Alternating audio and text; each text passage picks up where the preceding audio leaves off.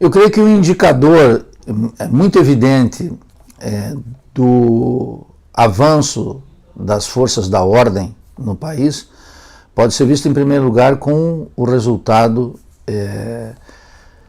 do Congresso Nacional. A FPA, a Frente Parlamentar, chamada Frente Parlamentar da Agroindústria, conta hoje com 257 deputados que assinaram a adesão à frente. Isso significa que metade do Congresso Nacional, metade de deputados e senadores, representam hoje a força do latifúndio. O centro de defesa da Frente Parlamentar da Indústria é a propriedade da terra. Essa força parlamentar expressa a importância da renda da terra no desenvolvimento capitalista brasileiro. E expressa também a força política e econômica, a força no Estado brasileiro, do latifúndio, representado tanto em governos como do Fernando Henrique Cardoso, no governo do presidente Luiz Inácio Lula da Silva e na presidência de Dilma Rousseff. De tal maneira que o resultado parlamentar, em termos de Congresso Nacional, é um avanço gigantesco dos latifundiários, uma evidente regressão dos interesses tipicamente industriais, uma regressão dos representantes de sindicatos e trabalhadores e, portanto, um avanço geral das forças, do que eu chamei aqui as forças da ordem, as forças pró-capitalistas.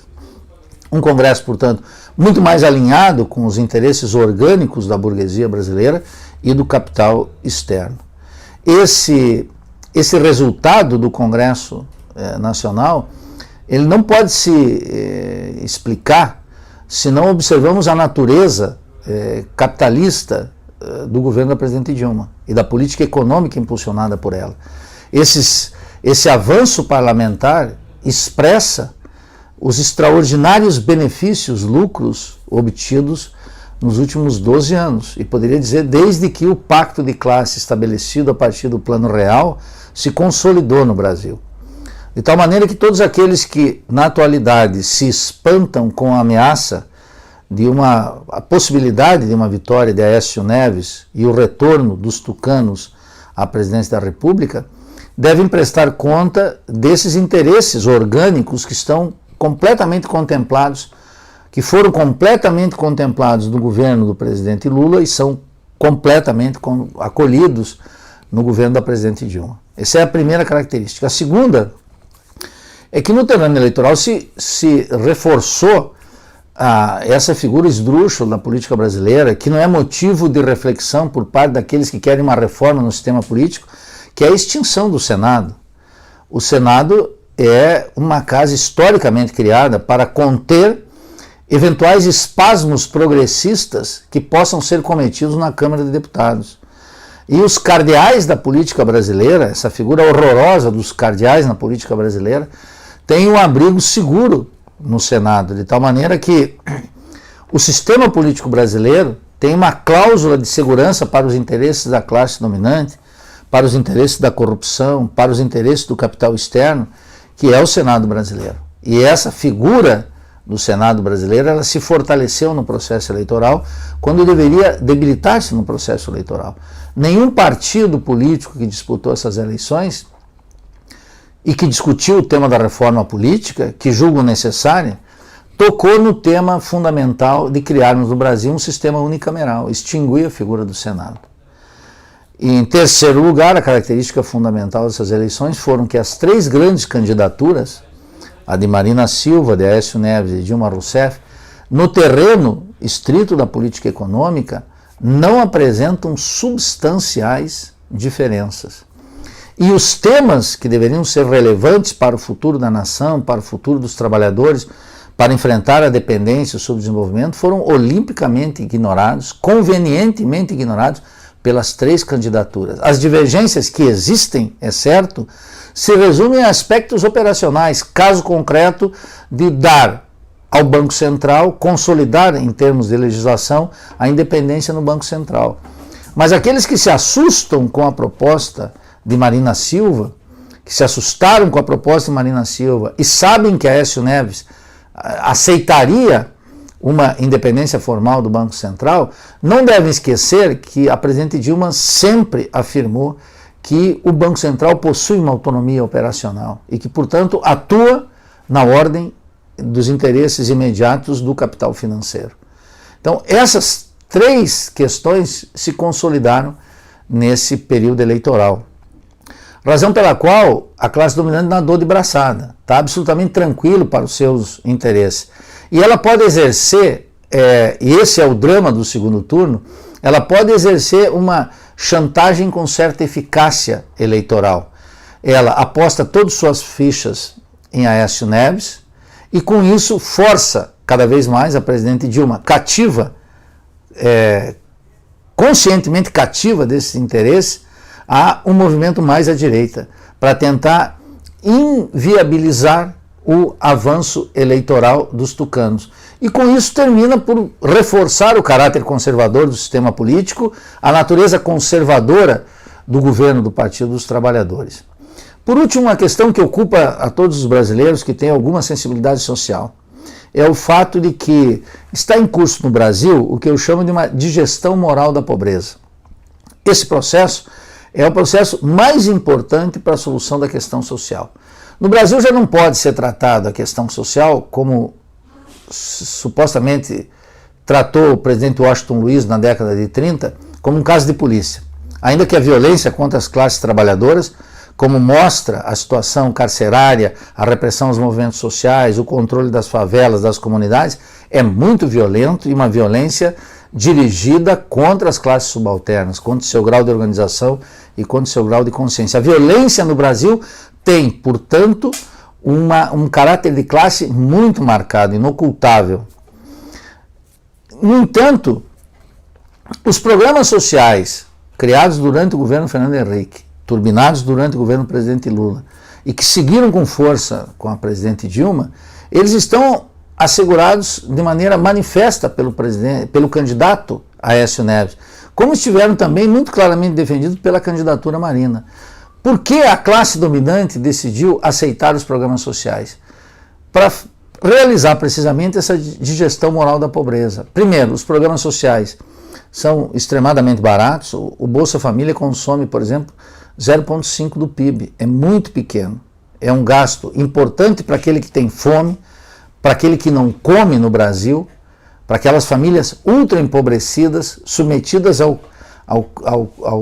à superexploração do trabalho, que é o fundamento do desenvolvimento capitalista brasileiro. Então, em primeiro lugar, é ultra barato, é importante para essas famílias, mas é muito barato em termos de orçamento. De tal maneira que é fundamental para deixar os pobres pobres, porém sem ira e sem capacidade de organização. Nenhum programa social do governo estimula ou supõe a organização política e a organização independente dos trabalhadores. Nenhum deles. Nem o Bolsa Família, nem o Minha Casa Minha Vida, nenhum desses programas. De tal maneira que foi absolutamente tranquilo, sereno, tanto para Marina Silva quanto para Aécio Neves, aceitar os programas sociais. E, em segundo lugar, é muito importante para essa digestão moral da pobreza o fato que setores médios que tinham uma certa consciência liberal carregada de culpa pela miséria que caracteriza a maior parte da população brasileira, viram uma resposta do governo para a questão social, supostamente fora daquele tratamento tradicional de um caso de polícia, portanto objeto de violência e perseguição, e sem tocar na propriedade e no poder político. Esse é o segundo aspecto.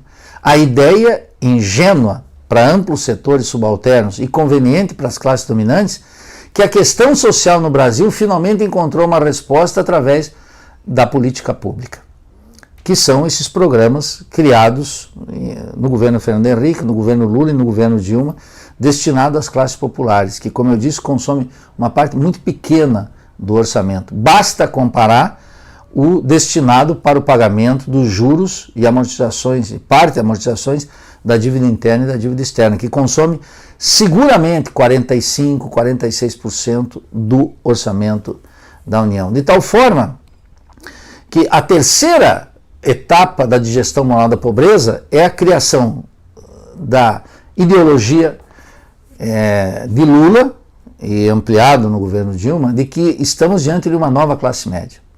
Essa nova classe média está caracterizada pela Secretaria de Assuntos Estratégicos da Presidência da República, está tipificada. Corresponde àqueles setores que ganham entre R$ 541 reais, ou R$ 741 reais, e R$ 1.014 reais. Essa seria, segundo a nova metodologia criada pelo governo Dilma, a classe média alta no Brasil. Eu sempre repito que aqueles que criam essa metodologia, obviamente, não querem participar dessa nova classe média.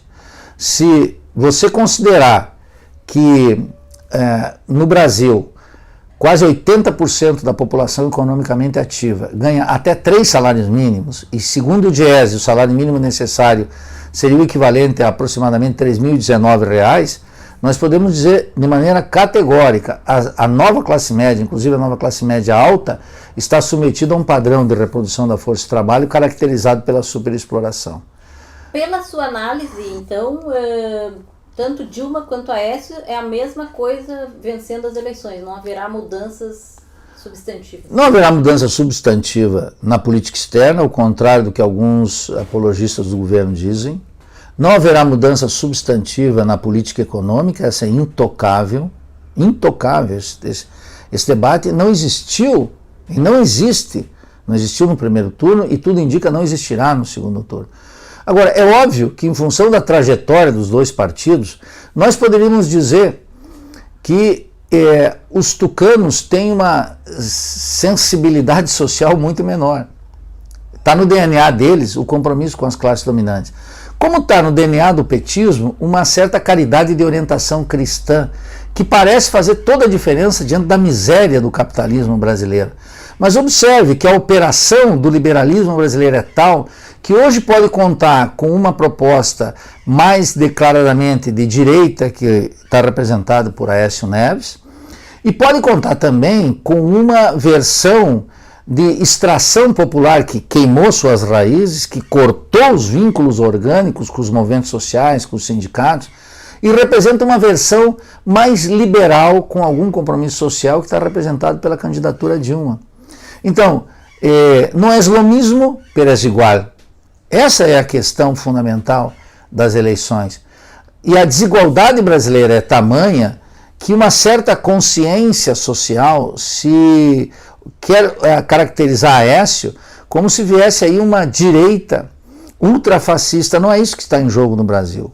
Uma direita ultrafascista, uma direita ultraconservadora, ela está em desenvolvimento no Brasil, inclusive durante o governo Lula, inclusive durante o governo Dilma. E não sem grandes composições com esse governo, faz composições com o governo. De tal maneira que essa análise e pintar entre o bem e o mal nessa eleição do segundo turno, ela perde em qualidade e tira das forças populares a necessidade crítica de analisar o resultado eleitoral. Essa ameaça tucana não me comove, entre outras coisas, porque tanto eu como uma quantidade de lutadores sociais, movimentos e as classes subalternas, enfrentamos o governo Fernando Henrique Cardoso, e foi um momento de derrotas, mas de grandes vitórias do movimento popular.